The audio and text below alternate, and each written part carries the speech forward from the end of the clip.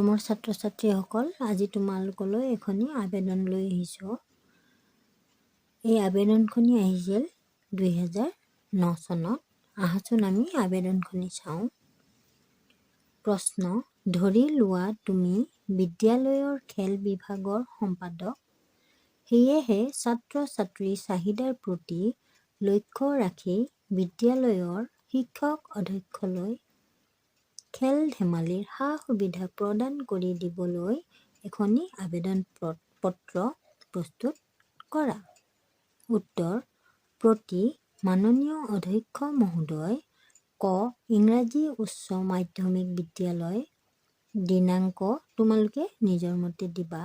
বিষয়: খেল ধেমালিৰ সুবিধা প্ৰদানৰ বাবে আবেদন। মহোদয়, বিনীত নিবেদন এই যে মই এই বিদ্যালয়ৰ খেল বিভাগৰ সম্পাদক। মই মন কৰিছোঁ যে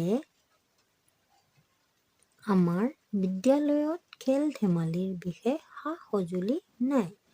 মহোদয়ৰ জ্ঞাতাৰ্থে জনাওঁ যে আমাৰ বিদ্যালয়ত মাত্ৰ ফুটবল 2টা, ভলীবল 2টা আৰু কেৰম বৰ্ড এখন আছে।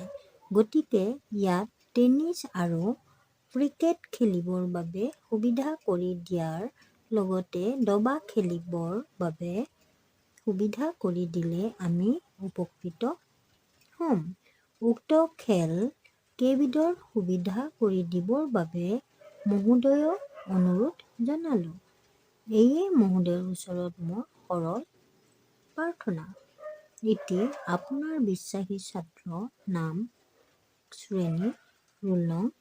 তোমালোকে সঠিক তোমালোকৰ ঠিকনা নিদিবা আৰু এনেকৈ লিখিবা। ধন্যবাদ।